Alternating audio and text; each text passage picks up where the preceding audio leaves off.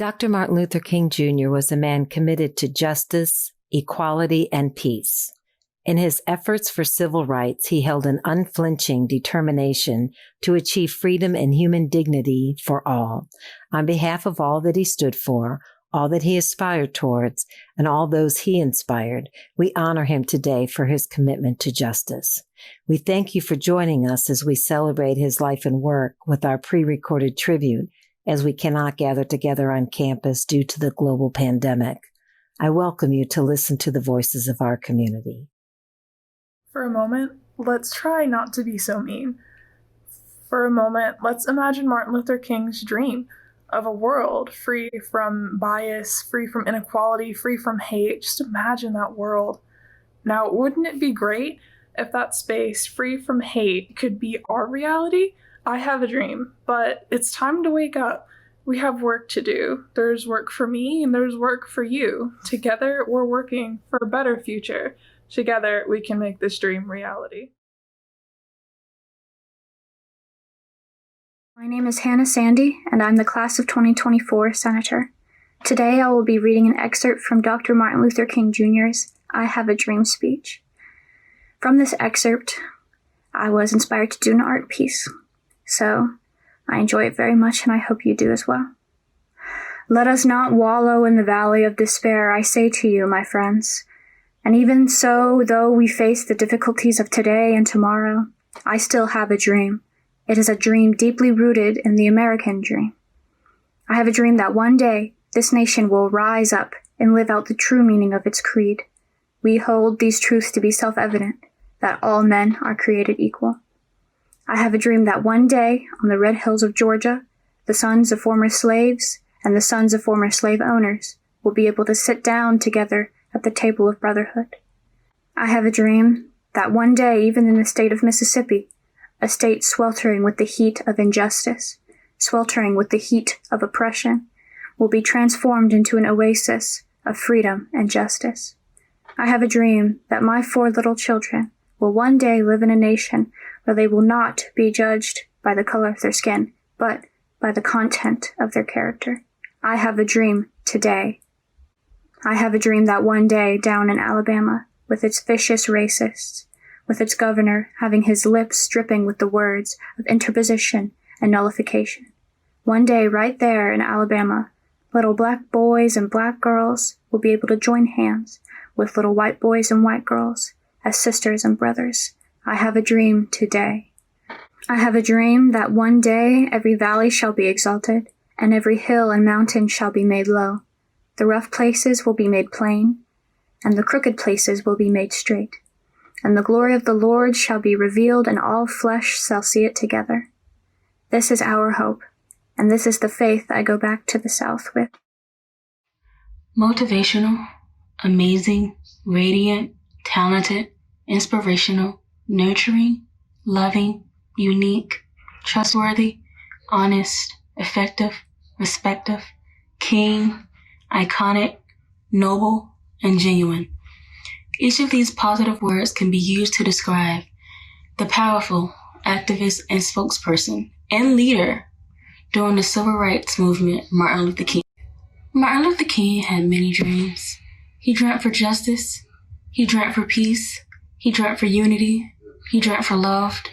He dreamt for a place where violence isn't the answer to settle disputes. He dreamt for a world without war.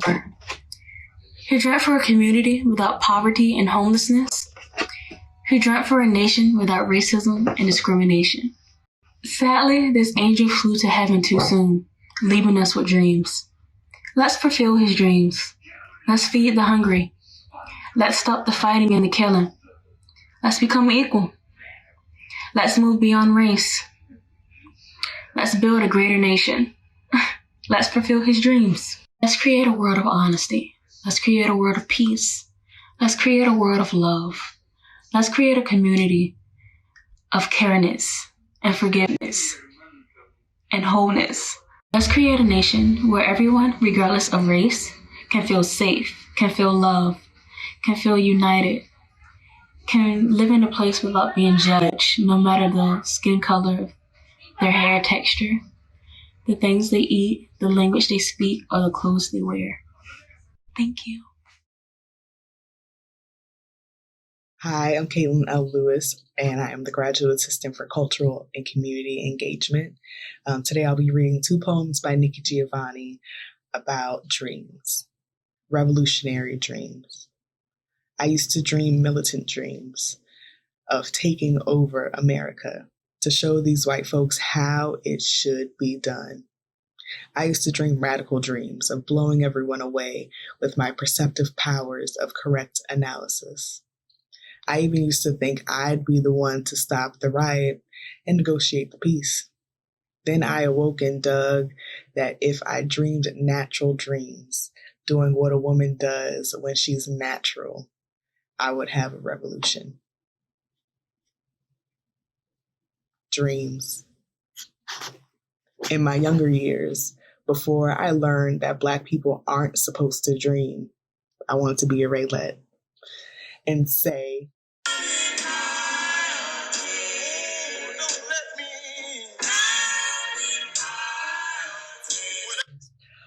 or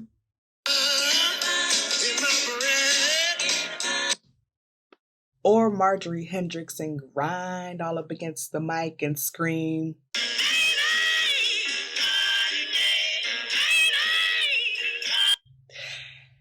Then, as I grew and matured, I became more sensible. I decided I would settle down and just become a sweet inspiration. So I thought about these 2 poems when thinking about Martin Luther King Jr., not because only his dream, but because of the dreams of many, many, many Black people. These dreams were thought to be out of reach and frivolous and even a luxury sometimes, but just a dream, the fact that they were dreaming was revolutionary in itself. My poem is titled My Black Tears. It is inspired from all of the tears that have touched our Black faces because of the injustice in our country. My lips are fuller, my nose is wider, my ears are bigger and my fears are higher. My skin is black and full of melanin. I love it, but it raises the question, when? When will I be targeted? When will I be wronged? When will I leave the house and not be able to come back home? When will I get stopped because my car is too nice or my headlight is out? When will I get shot because the officer began to accuse me and I became a grouch? When will I have to have the talk? You can't do anything in front of an officer, not even walk. I am a Black woman and I live in fear every day because it only takes one person, whether I live or die is from their say. I will raise Black kids and marry a Black man. I will have fears because of my Black fam. I don't know if they'll come back to me, so I scream, be safe. But I can't shake the feeling that today will be their last day. I have a Black brother and 3 Black sisters. I have a Black boyfriend, even a Black minister. People look at us and see our skin as sinister. They take from us. They steal our features. So why do they mistreat, discredit, and then abuse us? I don't have to say anyone's names because you already know them. They are embedded in our brains because an officer caused their family tremendous pain. I am afraid to walk out of a store without buying an item. All I did was be Black. Is that enough for dying? I'm scared that I'll leave one day and I won't come back. I'm not scared of dying, but I am of being Black. Now, don't get me wrong. I love my skin, but I don't love the pain because of someone else's sin. Why is murder so wrong when it's anyone else? But when it comes to Black people, no one cares but except for themselves. Black lives matter and we won't quit fighting. I don't care if you're offended. You're not the ones dying. Hey everybody, it's Reverend Catina, your university chaplain, and I am delighted and honored to greet you today in the name of the legacy and the life and the work of Dr. Martin Luther King Jr. His legacy and his work and his methods and his theories still live on in many of our hearts today, and we celebrate Dr. King's life. Today, I want to share with you a little bit from his book, Forbes says that this is one of Dr. King's greatest works. His book, Strength to Love, a group of his sermons published in 1963. And I'm going to share with you from the title called Loving Your Enemies. Wow. Dr. King taught me that love is a swinging door. But what he says in this chapter, some of the things I have never really heard this way before. He says love, even for enemies, is the key to the solution of the problems of our world. Dr. King attempts to answer two questions. One of them is, how do we love our neighbor? He says that first we must develop and maintain the capacity to forgive. He who is devoid of the power to forgive is devoid of the power to love. Second, we must recognize that an element of goodness may be found even in our worst enemy. This simply means that there is some good in the worst of us, and there is some evil in the best of us. When we discover this, we are less prone to hate our enemies. The second question, why should we love our enemies? Dr. King says that returning hate for hate multiplies hate, adding deeper darkness to a night already devoid of stars. Another reason why we must love our enemies is that hate scars the soul and distorts the personality. May we all find strength to love.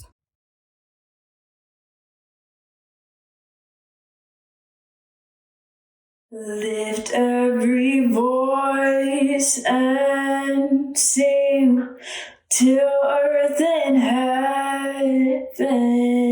ring, ring with the harmonies our liberty. Let our rejoicing rise high as the listening skies. Let it resound loud as the rolling sea. Sing a song full of the faith that the dark past has taught us. Sing a song full of the hope that the present has brought us. Facing the rising sun of a new day begun. Let us march on till victory is won. Hello, my name is Mary Dana Hinton, and I am the president of Hollins University. I am so grateful to each person who took a moment to open their hearts to listen to these powerful voices in this program. And I extend my most heartfelt appreciation to Jerry Suarez and all of the students who so beautifully took part in creating and sharing this program. Thank you. Martin Luther King Jr. Day is not only a celebration of the life of a man, but it is a call to justice for each of us, a call for justice everywhere. As you heard in this program, every day, all of us, in our own way, can make a difference.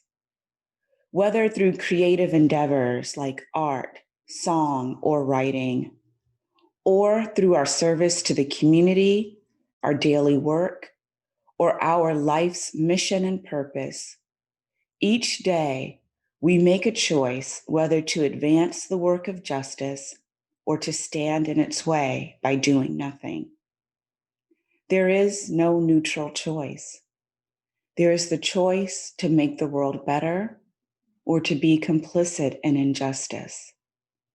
And once we make the choice, then there is the work.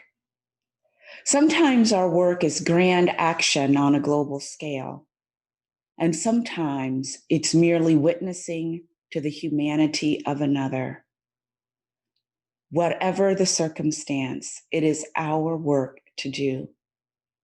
And regardless of the scope of your work and your impact, each day we do whatever we can to work towards justice. As Martin Luther King Jr. said, if you can't fly, then run. If you can't run, then walk. If you can't walk, then crawl. But whatever you do, you have to keep moving. So today, I invite each of you to keep moving, to keep singing, to keep creating, to keep speaking up, to keep doing the daily work of justice, to keep hope alive in your spirit and in your actions. And most importantly, to keep opening your heart to others and wrapping them in your love and kindness. Levavi Oculos. Sing a song full of the hope that the present has brought us. Facing the rising sun of a new day begun. Let us march on till victory